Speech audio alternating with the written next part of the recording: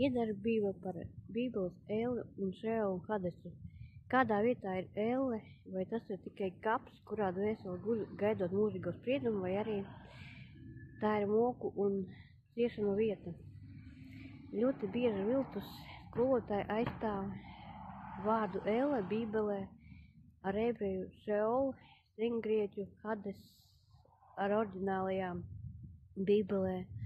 Saka, ka šie vārdi neapzīmē moku vietu, bet gan vienkārši kopīgu kapu cilvēce, bet šim viedoklim nav nekā kopīga ar Dieva vārdu. Kāpēc viltus skolotāji tā dara? Mainot vārdus svētajos rakstos. Vai parastam cilvēkam vārds elle ļoti skaidrs un izraisa bailes. Neviens nevēlas tur iet, taču vārds Šeols vai Hades neviens nesaprot, un tāpēc ar šiem vārdiem var visādi manipulēt. Bet padomājiet par to, kur no šiem ebreju vai sengrieķu citētājiem, kas noraida elli, lieliski zina šīs valodas.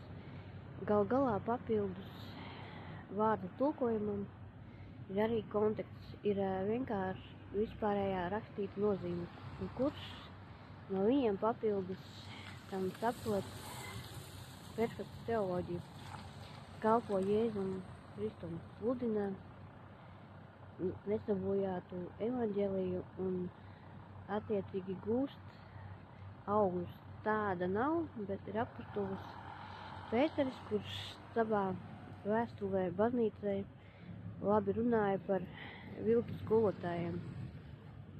Tautas vidū bija arī viltus pravieši. Tāpat starp jums būs viltus mācītāji, kas ieviesīs postošas ceķerības un nolieks to kungu. Tos, kas nopirka, nesīs savu ātru iznīcību, un daudz sekos viņu samaitībai, un caur viņiem patiesības ceļš tiks pamests, un par mankārības vai jūs vilinās ar glaimojošiem vārdiem, spriedums viņiem jau sen ir gatavs, un viņu iznīcināšana nesnauž, vai vairāk no viņu dzīves noslēpumiem pēc nāves varat atrast mūsu YouTube kanālos, meklējot Saltņenko, abonējiet un skatieties, lai netiktu maldināti, bet piepildītu savu dzīvi ar patieso jēgu. Amen.